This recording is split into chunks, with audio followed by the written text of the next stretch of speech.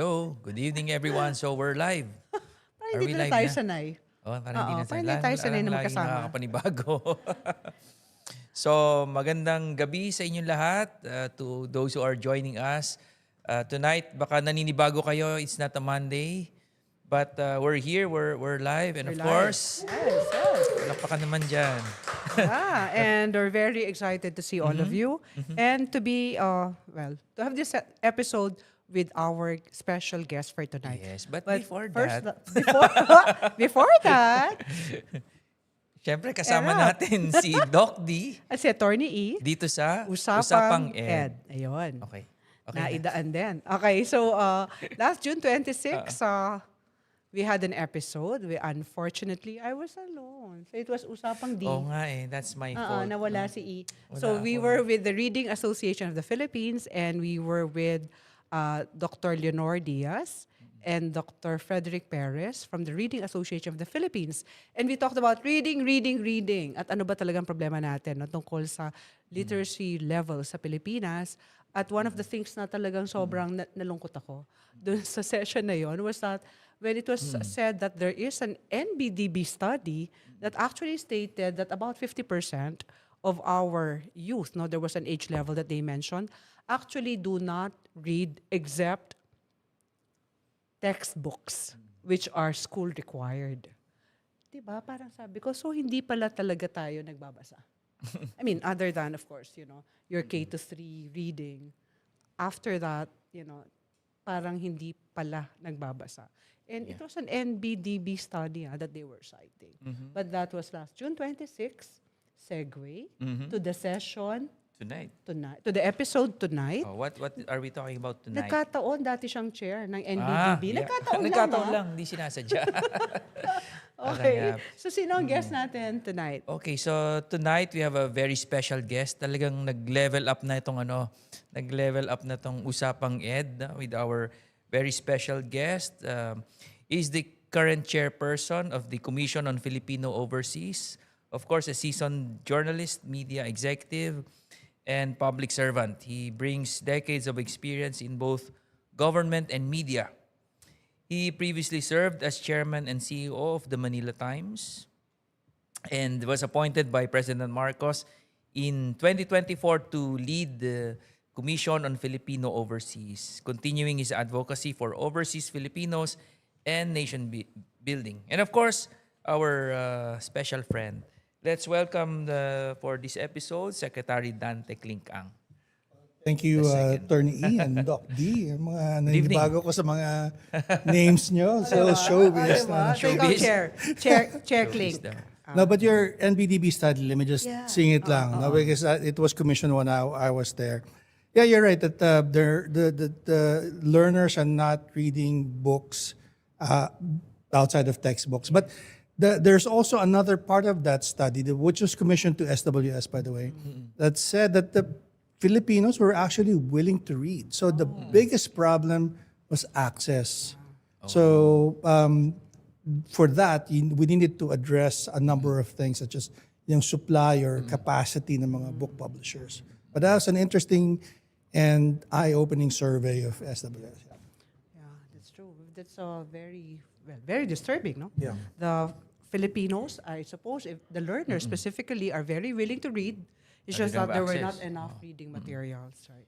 Talagang diretso agad tayo sa problema. Gusto ko agad magtanong na ano bang backlog natin sa... Sorry, wala na ako sa NBDB. I should say. Mas kasi hindi. Sumasagot eh. Sumagot agad eh. Doon sa recap, sumagot. Sorry. First time, na may sumagot sa recap. Muntik na ako magtanong agad. What's the ratio or backlog? Please greet first our audience and everyone, no? Especially those from the Commission of Filipinos Overseas, and of course the Philippine Schools Overseas. Yes. So, well, thank you for having me on your program. And so I want to say hello on behalf of the Commission on Filipinos Overseas, or CFO. We are the government office under the Office of the President, mandated to link the Filipinos abroad to the Philippines economically, culturally, and politically. So there are a number of migrant-serving agencies in the Philippine government system. So there's DMW, DFA, and us. So DMW looks after the workers. So what we call temporary migrants. So they leave the Philippines with an employment contract. Our constituents, we look after permanent migrants, spouses of foreign nationals, their children. So basically, they leave the Philippines with a residency permit. And then the DFA also brings us all together because they are our presence abroad. So they are the primary agency that provides what we call the assistance to nationals, or ATN. But the mandate of the DFA only extends to Filipino citizens, whereas our mandate extends beyond that. So we also look after Filipinos who have acquired foreign citizenship, as I said, and then our job is really to link them back to the Philippines. What's there, is for the benefit of our viewers. So the CFO is different, di ba? From OWA, Yes, POEA.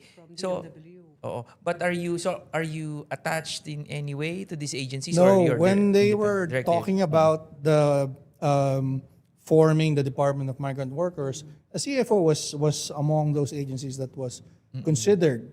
Pero we were, I guess, excluded from it because the mandate of OWA really focuses on workers. Just So workers. OWA, you mentioned, is an attached agency of the DMW. So our constituents are not workers here. So they intend to live and stay abroad long-term or permanently. You mentioned also PSOs. So that is where there's some overlap between On education. CFO and DMW because the CFO was given the task to look after the Philippine schools overseas along with the Department of Education. It just so happens that the learners enrolled in the 34 PSOs abroad, about 25,000 students worldwide, are mostly children of OFWs. So there's some overlap there. So while the parents are OFWs, their children who are there joining them are the care of CFO. That's interesting. So you already have like meetings with DMW on how to like rationalize or like who does what. Well, there is an interagency committee on PSOs chaired by the Department of Education. Because the DMW is a fairly new addition to the government system, we're still working out the paperwork to include them in the interagency committee. So right now, we're circulating the paperwork to the council members, and it should be just a matter of time lang. And the CFO is a collegial body, right? It's a commission. Who are the members of the Well, the commission really is a standalone office, even though it bears a name commission. There is a commission that meets somewhat irregularly. So one of the things I'm trying to do is to have a more regularity in the meetings to discuss a host of issues regarding migration and development. But it's as I said earlier, an office that reports directly to the president. So there's no collegial body composed. There's no of other- collegial body. Ah, There is a but it's collegial commission. body, but the regularity for of consult, meetings. the Ah, consultation, okay. the execution, the policies really is up to the agency itself. Pero siguro sa education sa atin, sa sektor natin, napakahalaga nung CFO na nakita natin kasi sila ang talagang namamahala ng Philippine schools overseas. Yes, also. Maraming hindi nakakaalam na there are about 34 There Philippine are 34, schools yeah. overseas, Serving DepEd 25,000 regulated students, yes. and implementing the The Philippine curriculum curriculum, yeah. of mandated by the state or DepEd. No? So yun, napaka-laking I mean, for us to realize that, and for us in the Private Education Assistance Committee, the realization that these are all private schools. These are private schools. So I'm thankful to you, Doris, that you accommodated our Yes. call to meet and maybe bring this into the fold of Yes. the entire private education system here, because as you said, they are essentially So we private did an schools. MOU Yeah. with CFO, and then we said that we will work together, to support Philippine schools overseas. But when I saw what they were doing, parang ang dami niyo palang ginagawa. I mean, you have nutrition, you have gender, you have all of this, DOLE, etc. Kasi your mandate is rather It's quite broad, Quite- really. quite yeah. broad. Yeah. Yeah. So, but with the PSOs, I think in the past, and this is something that we're hoping to change. I think the focus has been on the regulation component of the work, of course, which we do with DepEd. But I think there is a discussion among ourselves at CFO and with partners like you to see what we can do to help them out, because even though they are essentially private schools, there's also a misconception on their capabilities and capacity, di ba? And they have some problems right now, at least some of them.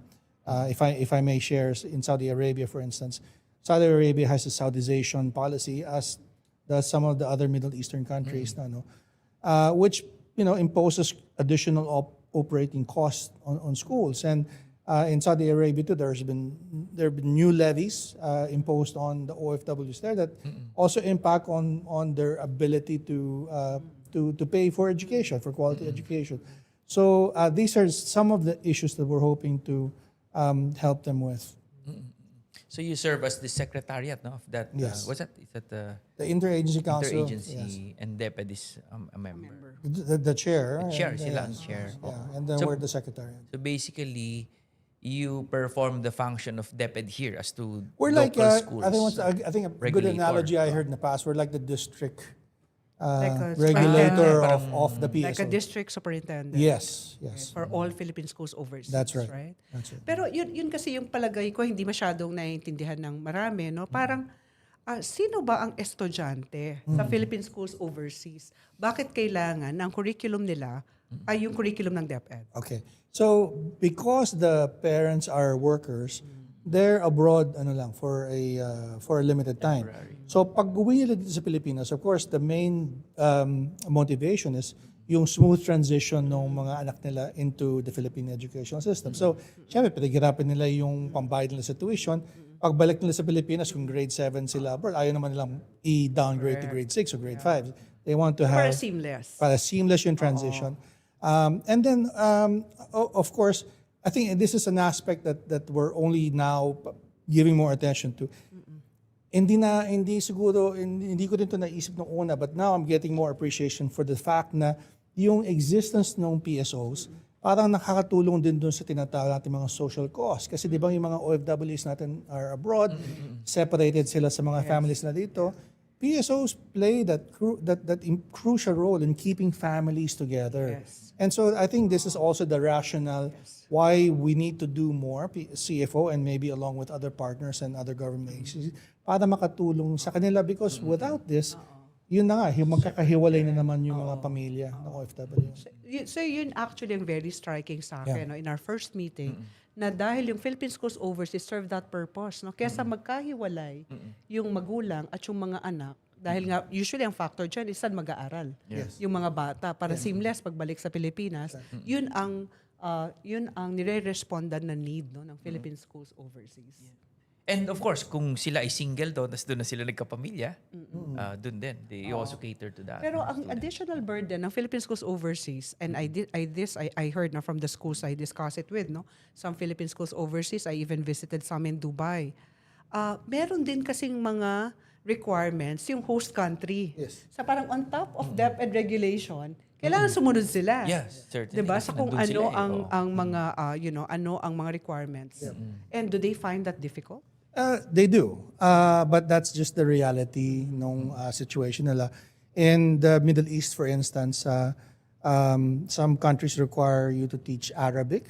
So kung kahit isa lang yung estudyante, kailangan may isang Arabic na professor. In Saudi Arabia, for instance, they have this, I don't know the term that they use, pero parang the Philippine schools in Saudi Arabia are required to employ as many Saudi nationals as they do Filipino teachers. May ganun pang Yeah, so that's another cost on top of with the normal operations of school. So yes, they have to comply with whatever requirement ng host country on top of the Philippine curriculum. But the purpose really is to di ba, to reduce or to avoid disruption of the education of these students because they plan to come back but temporarily. Yun ang pa lang. primary I think motivation yun. But I think as I said earlier, parang the emerging concern is Kasama pa rin sila. magkakasama pala sila. So that should be an important aspect, di ba rin, na kailangan pag-aralan at saka suportahan. Tapos may isa pa akong realization very recently, no? And we were talking about this when you arrived. Sabi namin, nga, no, sa mga bansang yan, syempre walang DepEd school. Therefore, walang provision ang gobyerno. Yeah. Ang may provision, yung Philippine Schools Overseas Private, which means it's also something to think of how government can support Yes. those students in Philippine Schools Overseas deserving of government support. Kasi walang DepEd school doon. Yeah. And this ticks many boxes in terms of what President Marcos wants to do.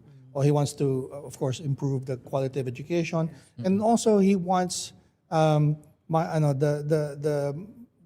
decision to migrate abroad to be a choice rather than a necessity. So parang I think ang aspiration din of every parent, di ba? Yung na hindi generational yung pagka OFW, at least if they want to go abroad, that's a choice, but not a necessity. Not a necessity. And with regard naman sa quality ng education ng mga PSOs, I think they're doing better. In fact, we heard that marami sa kanila take the UPCAT and they do very well. And even in the TIMS and the PISA, they do well. But the problem is that the scores are not credited to the Philippines. Nare-report dun sa bansa. They're credited to where they are located. So that's something that maybe we should look at. That's a good That's a good area for research. What's the possibility of getting the results of those 34 and then coming out with, what's the result of PSOs? Right? Yeah. So, to be honest, I haven't looked at it, but that's been something that we've been hearing. Then, but there are a number of issues na gusto namin unahin. But I think that's something that deserves more attention to. Yeah, data is very important. So, I think that will help a lot of research, especially now. Daming ginagawang studies to address the learning crisis, no? So, and anyway, I'll just go. I want to go back to sa yung disruption, the CFO, PSO. Kasi ang talagang purpose noon, again, to avoid disruption kasi yung learning nila, there's a reason why they go to PSOs and not other schools there, di ba? Na kasi the purpose is really when they come back here, dapat parang galing lang din sila sa isang DepEd school or local school para walang adjustment or walang disruption. So, now, my point is, how, in your observation, gaano ka-effective pa rin, no? Yung, despite the limitations and issues, especially distance, yung pag-regulate yung influence ba ng DepEd, how effective is it? Especially, ang lalayo ng mga yan, Middle East. Well, I think there could be more, engagements, I visited some schools in Saudi Arabia in January because I attended the APSO conference. This is the Association of Philippine Schools Overseas. And I decided to go there because to be able to talk to many of these schools in one city. But before that, I think the visitations, inspections didn't happen until before the pandemic. So, and this is something that we're also talking to DepEd kasi we're trying to establish a more siguro disciplined schedule of visitation inspection, even if we can just do it on Zoom, for instance. Yes. Diba na, because we've had a number of national priorities and that superseded siguro the requirement to visit and inspect these schools. So parang but the thing we're trying to also focus on going beyond the regulatory work, right? And maybe talking to them and how we can make sure and maybe help them elevate the quality that they offer. I'd like to do a shout out. Is it Dr. Doiby? Noemi Formaran, the president of APSO, no? Kasi we had a meeting and we saw each other, and then after that, it resulted into APSO being a partner in the 2025 PhilEd Conference. Fantastic. Pasok na sila doon. Kasi sabi ko, alam mo, dapat ma-recognize na hindi lang CAP, PACU, AXCO, PAPSCO, NAPSFIL, etc. May Association of Philippine Schools Overseas na talaga namang private schools. Talaga naman talagang part of ng system sila. Yeah, Di ba? tsaka Hindi lang- PAC naman Yes, supports all of exactly. private, di ba? Yeah. Pero yung sinasabi mo, very good yun. No? Kasi hindi lang talaga regulatory, at meaning may permit ba, may recognition ba, etc. Yeah. But developmental. So, I heard that like Philippine Schools of Bahrain is PAASCO accredited. They're the only one actually. So, Naman nagpa-accredit. yes, and then, well, siguro then the economic profile ng mga parents sa Bahrain, it's a little different because a lot of them are professionals, engineers, whereas in others, maybe they're in the lower rung nung work, So parang the capacity then is not so much there. But we're encouraging all of them really to level up, diba? Into at least Bahrain's level. And I think we can do it. OWA, without us telling them, for instance, provide scholarships to learners in Saudi Arabia. So we're trying to figure out, okay, it's offered pala in Saudi Arabia. Why don't we offer it to Libya? Why don't we offer it to elsewhere? right. Oh. So what did the OWA administrators say? Well, your former Yeah, student, we'll have to, PY. Attorney PY, hello. She's been very supportive of our initiatives to well, very open to working with CFO. PY, even when she was with DMW, was really concerned about the work that we do. So we're off to a good start.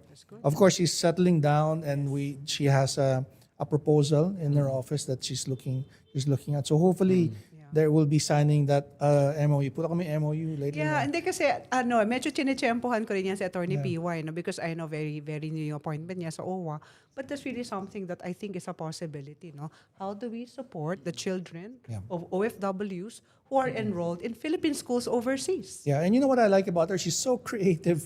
So parang maybe because she thinks outside the box. So that's what I like about her. Yeah. Maybe because she's a scholastic. Oh, but maybe because she was your Bakit student. nilayo mo sa mic? Your favorite student though. Yeah, favorite ko talaga yan.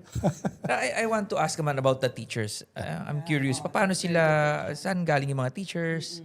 Filipinos din ba sila? Yes. Galing sila dito. Paano pag sila din nababalik? well, Are there issues like that? They're recruited from the Philippines, and a lot of them, Bahrain for instance, they're paid a premium to of course, these are a cohort of teachers really aspired to go abroad, and so this is I suppose one option that they considered, and they're very well taken care of naman. But they're licensed professional teachers. Which How means do need they the apply? CPD. Sa DepEd sila nag-apply, tapos dun sila ina-assign.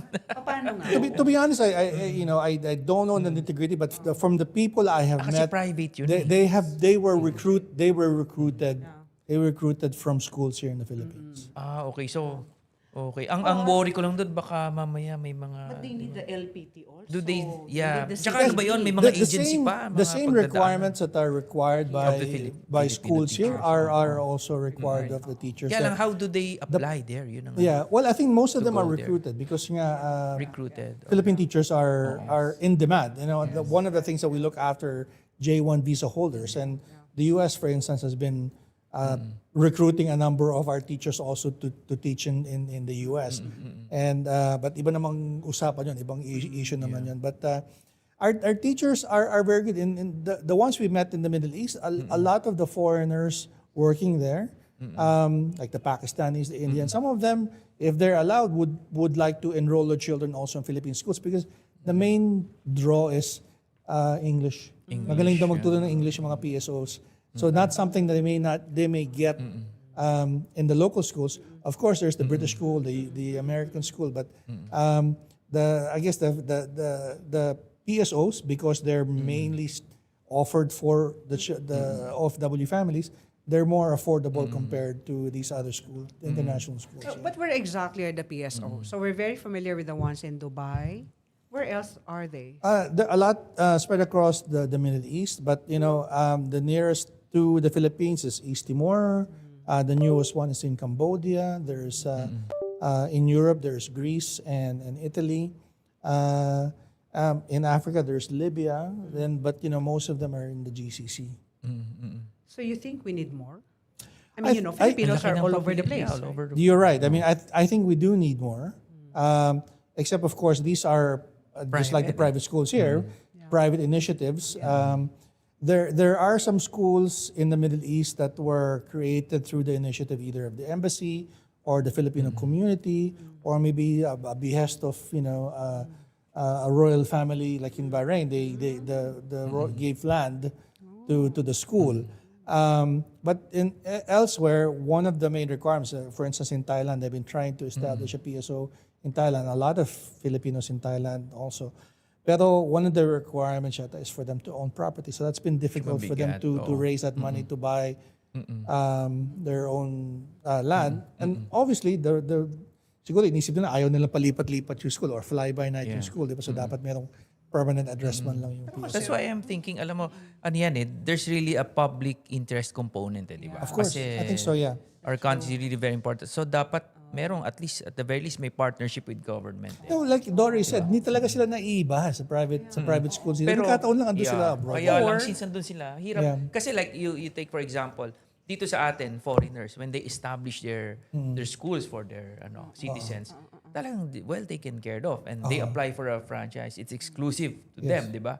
So parang something to that effect. Or kung hindi natin kaya, dapat at least may subsidize, may support to government. Because they're private initiatives, but government should support. Yung like for example, teachers. Yung meron ba sanang channel na dito nag-apply na DepEd teacher. Tapos doon i-deploy kung gusto.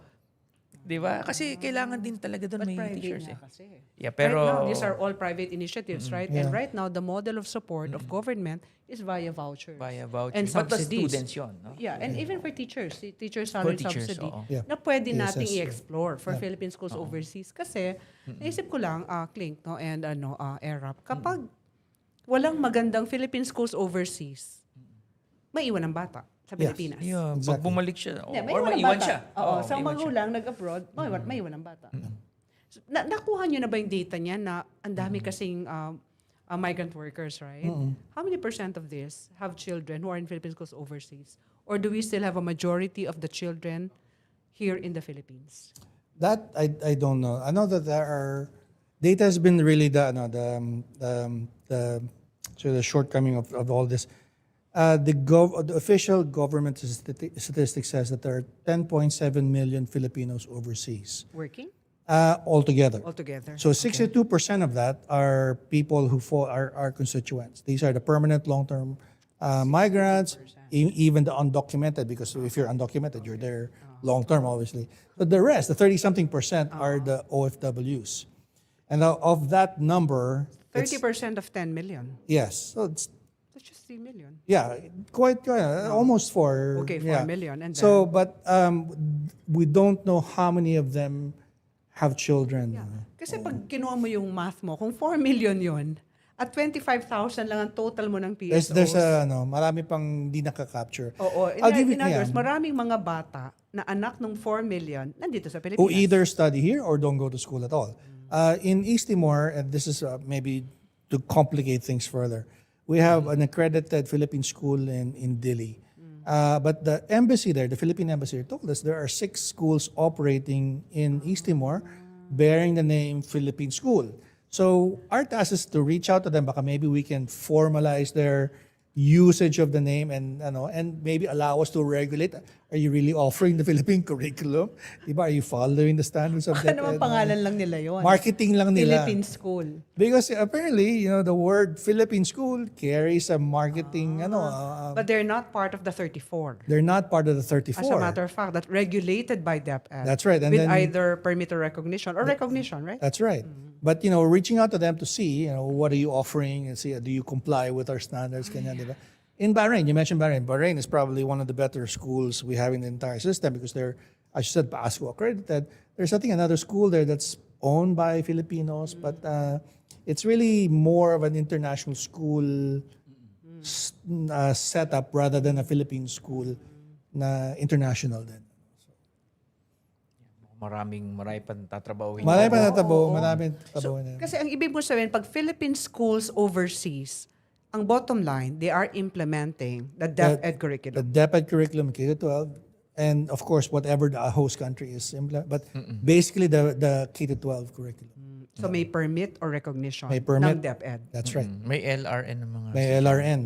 Kaya actually alam ko some of the problems include yung yung school nag-apply ng recognition sa DepEd, di pa rin or permit recognition, wala pa rin. So yung estudyante doon walang Dating dito, walang LRN, walang Well, ang isa pang similar to that, kino-complain ng ibang schools, particularly in the Middle East, there are parang mga homeschool or private schools that offer online courses doon siguro because maybe it's a more affordable alternative. The problem, walang recognition doon. So pag enroll sa college, pag nag-transfer, then may mga problema yung LRN nila and accreditation. So as if kawawa hindi yung sila bata. nag-aaral. Kawawa yung bata, kawawa yung magulang because they already spent on the tuition.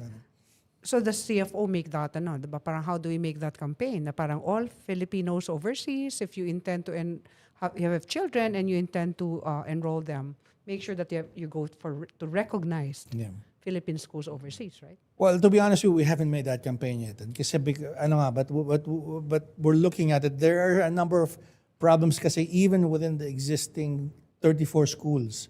And yun na nga, one of the more serious ones is these competition kasi hindi naman sila accredited na magbigay ng online doon sa Middle East and then nakakaproblema. So it siphons some of their customers, diba, to away from them, and they're already financially challenged because yung pandemic, hindi pa yung marami sa kanila hindi pa rin nakabawi. On top of this new policies like Saudization and other levies that are being imposed on them. So parang it's just piling on. And kaya we're just trying to figure out how to make them more viable and help them that way, and then address the other things along the way. So you mean to say they have viability and sustainability issues as well? Oh, Parang yeah, private schools sa certainly. Pilipinas? Exactly. Because like here, di ba, ang sakit nga natin, pag sinabing private school, parang inisip na Ateneo, LaSalle, di ba, UST. Hindi nila alam yung ibang private schools Small, struggling. are struggling, the missionary schools. And then, hindi naman lahat ng PSOs are struggling. But many of them have similar problems. Matatawa ka nga, yung mga problems sila like with receivables, nung pinag-uusapan namin sa Riyadh yan. Teka, narinig ko na kay Tony. What do we do? What do we Hanggang do? doon pa lang umabot. Hanggang doon umaabot. So, buti na lang, DepEd was there, so they were able to address some of the concerns. But this is a continuing problem that Receivables, and yet yung bata gumraduate na. gumraduate na. Nakaalis Bumalik ng Pilipinas ulit. Nakagraduate na. So parang Nasa they were, Pilipinas na? Or what? yeah, so they, some of the schools were questioning, paano nangyari yan? Because akala ko ba merong mechanism to, di ba? To hold them. But apparently, anyway, they're working out those kinks. And DepEd naman, is, I think, under Saxani, he's really on the ball here. But yun nga, it's just, I'm sure with many problems of DepEd and then ang lit-lit ng PSOs, 34 lang. But syempre, I'm sure he has his priorities then. But his people naman have been very good in listening to them, and I'm sure it's been filtering to the secretary. Hindi possible na yung mga PSOs ay nasa Philippine jurisdiction like embassy or property masyadong. Well, some of them were kasi like in Bahrain, I think I think in Riyadh there were some schools that started out as an initiative of the embassy. Pero some naman, but after that they were parang I guess turned over to the private the parents who put in equity na Pero iba yung setup. There are some schools that are like that. Pero mas marami yung talagang private initiative. Yes, oo. Kasi I would say kung nandun sa Philippine jurisdiction, so it shields them from mga extra requirements in Hindi that pa rin country. So, Hindi rin? Hindi rin. Talaga, So, kahit nasa loob sila ng Yeah. So, one, I think physically, hindi rin sila pwede i-house. Like, Kasi hindi ka masyadong yeah, because malaki. like the Bahrain school, I think has thousands of 2,000 yata sila or something like that. I can't remember the exact figure. I may be wrong. You might have to check that later on. But, physically, they can't fit. Plus, in Saudi Arabia and Bahrain and elsewhere, there are zoning laws. So, educational institutions need to be in a particular area. Hindi sila, they can't just operate anywhere. In fact, this is a problem ngayon in some of the GCC countries because like in Saudi Arabia, there are a number of developments, diba? So now the rezoning. And so maraming schools, for instance, started out in a residential compound that was converted into a school. So now, pinagbabawal na yun. So of course, these are additional costs now to You have the to owner. transfer na. They have to transfer, they have to construct, and of course, as they have these other problems pa, it's, as you can imagine, not easy to deal with. Yeah. Kasi ako inisip ko, given the number of Filipinos no, outside, kulang talaga yung 34. And what can our government do? Para bang there should be an initiative for government really to establish those schools there, even if it is privately managed. But at least meron talagang significant government support, not only for students and teachers, but in establishing the institution. Yeah, siguro I think beyond the policy, siguro lang just an appreciation for the services that they provide. Kasi nga, pag sinabing private school, mayaman yan. Lalo na kung private school na nasa abroad. Correct. Actually, Diba? yun ang misconception. So parang diba? hindi kailangan First ng time tulong. these folks, sabi Hindi ko, kailangan parang ng hindi kailangan ng ang tulong. kliyente nila, OFWs. Exactly. Oo. Exactly.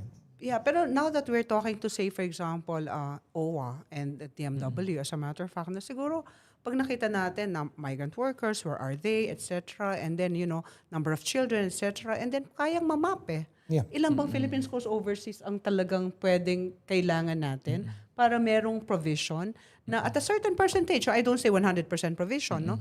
Because it's always an option na sa Pilipinas mag-aral. Yeah. But at the babalik, minimum, merong choice Yeah. na tunay na kung gusto nilang mag-aral sa abroad, merong affordable na Philippine schools overseas. Para nga naman, mitigate mo yung social cost of separating the parents from school-age children. Ako sa akin kasi, yun ang pinakamalaking bagay eh. Yeah. But I have to thank Sec Hansen at DMW because he's been also another willing partner of CFO and he's because he came from OWA, he knows all of these issues. And yung OWA gives scholarships to learners in Saudi Arabia enrolled in PSOs. Siguro hindi lang siya institutionalized. So siguro masipag yung labor attaché doon sa Saudi Arabia. Hindi siguro napantayan ng ibang labor, but now MWO na sila. So we're trying, that's why we're talking to PY, baka pwedeng consider maybe based on financial need. Correct. Kasi baka naman kung ang They have parents mo financial ay need, definitely. bankers sa Dubai, Yeah. baka hindi mo You kailangan don't need ng... the support, yes. Yeah, but if you're a domestic helper, then your children are there, baka yun na may kailangan ng scholarship. Yeah. Because these schools are also fully tuition funded. No? Talagang mahirap Yes. talaga. And I can imagine, hindi naman ganun karami in some of yung 34. Hindi lahat yun ay thousands in enrollment for sure. No? No. Mahirap Ako, i-sustain yun. naisip ko, ang mahirap sa kanila, sa totoo lang, is dalawang ahensya. Hindi lang ako sa Pilipinas sumasagot. I have to respond to the requirements of Dubai, the requirements of Saudi Arabia. And what are these agencies? How do they operate? Are they similar to the DepEd? Ang private schools sa Pilipinas, minsan nagre-reklamo, di ba, sa over-regulation ng DepEd or unreasonable, di ba, ang May regulation. regulation pa yung host government. Paano kung may dalawa yan, di ba? Yeah. Wala rin. Well, may regulation for sure. Like Pero for example, meron bang... in Saudi Arabia, and again, this is an additional cost to that. Saudi Arabia, you can have a co-ed system. Kasi nga, kailangan separate yung boys from the girls. And before, they were allowing the lower kindergarten, early grades na mag-mix. Ngayon, bawal na. So whatever expense you have, for example, Mandas on you. kailangan dalawa. So that's another financial burden peculiar to Saudi Arabia. Not so much in Bahrain, but in Saudi Arabia. Pero meron ding bang like in certain countries, meron silang initiative, yung foreign country na to help na itong place na to para to appreciate yung Filipinos in the community. Well, yeah, in Bahrain was one Bahrain. because and I think there was at least one school we visited na there was a benefactor, diba, who gave them the property and siguro the capacity to start up. And so may mga ganun naman na So mga mix, may iba tinulungan ng embassy, may iba tinulungan nung some wealthy family, which was the case in Bahrain and some schools. But diba, we're talking about all of the 34 schools, hindi man pare-pareho yung situation nila. Pero you visited the schools, I suppose, no? I visited the schools in Riyadh. So, but there were only 5 of the 6 I was able to visit. There are more in Jeddah and elsewhere. But generally, anong pakiramdam mo? Pinoy ba?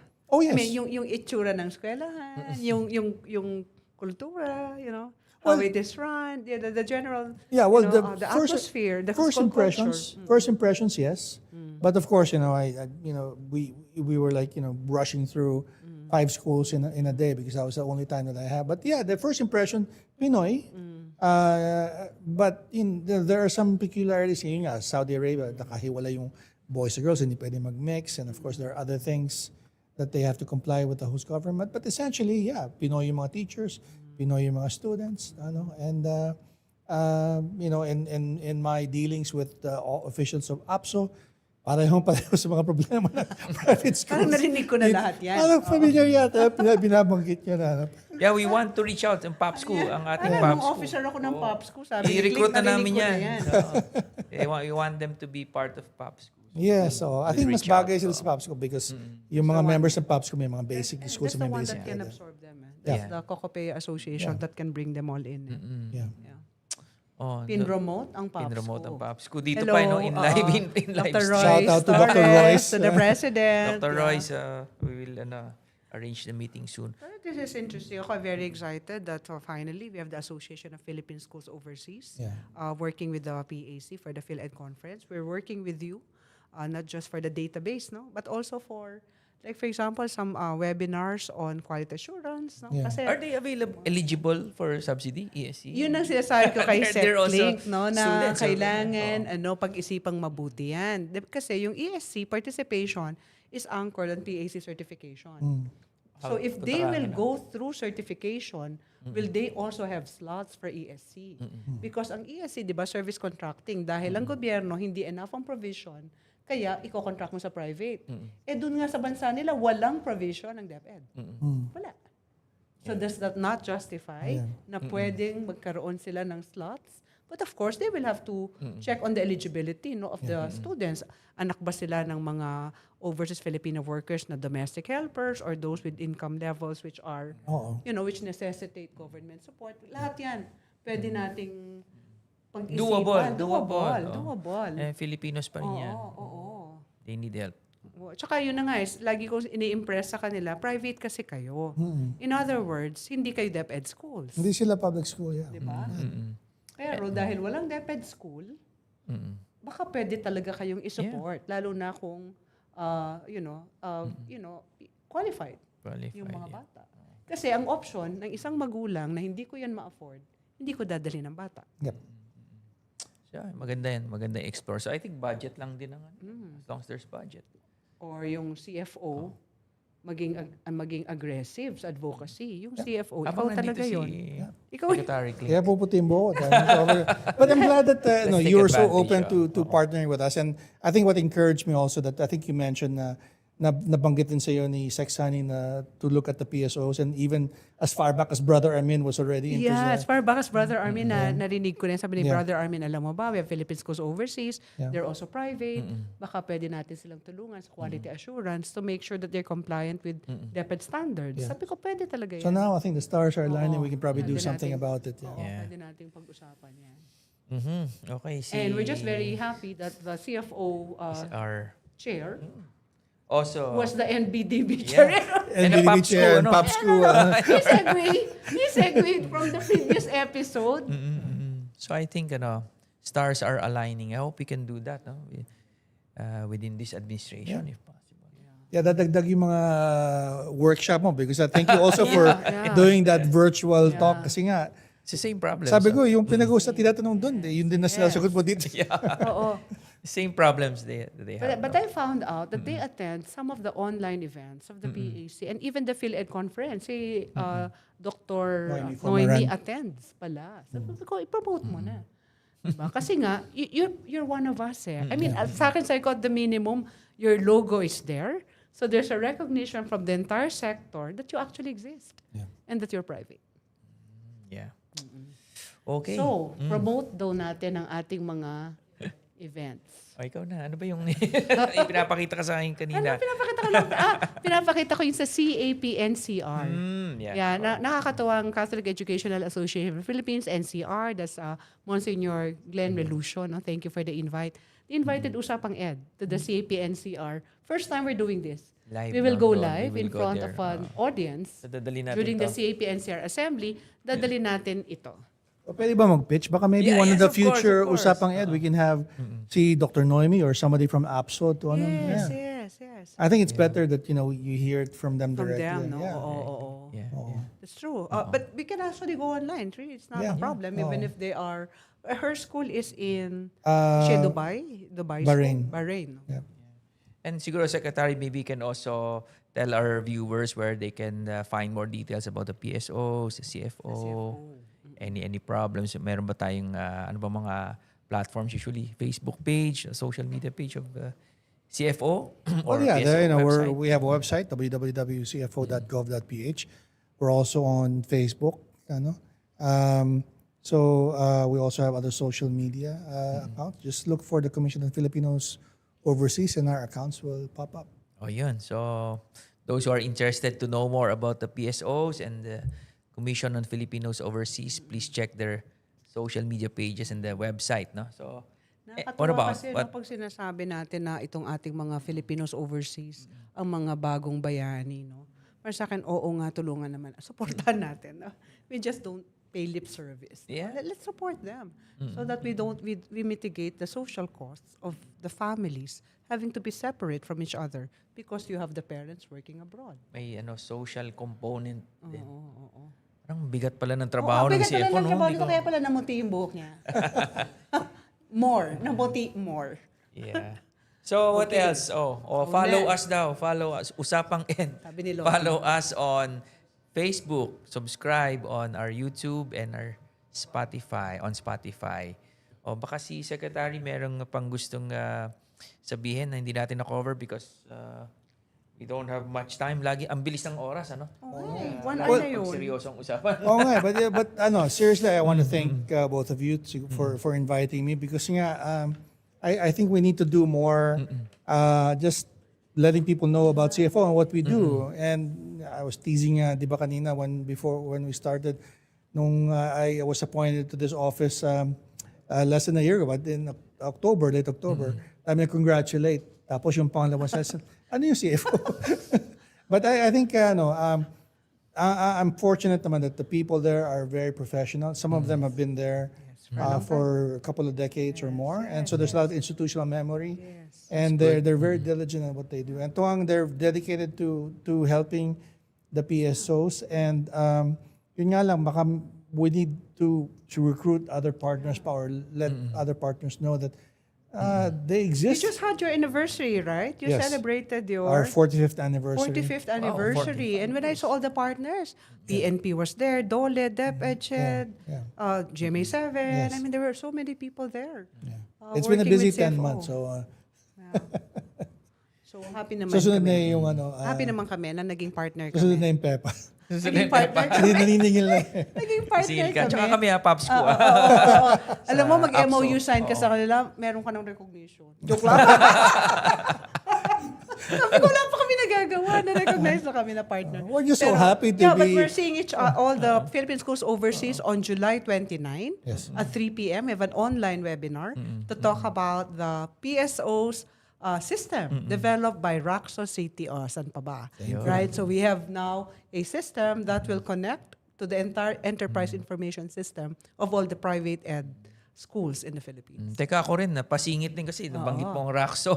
By the way, Raxo also organized this webinar on July 19 on school-related violence and bullying, and I'm the guest speaker. So, yung mga hindi pa nakakapag-register, please register. Mabilis na pong mapuno yung slots. This is a full, Raxo Ed. Raxo Ed pala. This is July 19. Ano to? Full online to. So, hope, please register. Please check our registration link sa page ko, Attorney Joseph Noel Estrada page. And it's also available in our Usapang Ed page. Okay. Okay, What so else? siguro with that, we'll thank our everyone guests. for this. We thank I think our next Usapang Ed is happening on July 9. Pasensya na ho, medyo nagulo ang aming mga schedule dahil ang daming nangyayari. But we will be with Dr. Jenny Hoxton of the Teacher Education Council. And it will be a very interesting discussion on teacher education. This is a very new agency, TEC, much strengthened so that it can support teacher education in the country. So there. That's na ba on tayo July ng- 9. balik na ba tayo ng mga Mondays and Thursdays? Hindi pa rin. July 9, Wednesday nga yun. Wednesday. Kaya nga Hindi ko gulong-gulo. na nga alam mga Gulong-gulo. Gulong-gulo tayo. Pero aayusin natin yan. Babalik tayo sa Monday at Thursday. Okay, so Okay. final words from our guest, the To your chair of fans. CFO. Yeah. Again, thank you. At saka sana, pagtulungan natin itong mga PSOs kasi they do so much for, I think, for our OFWs. So, siguro yun nga, maybe a better appreciation ng situation nila at saka the contribution nila to our society. Okay, thank you. So maraming salamat sa mga, of course, Secretary Klink at sa mga nakasama namin ngayong gabi. And this is Attorney E, kasama si Doc D. Doc D dito sa Usapang Ed. Yay!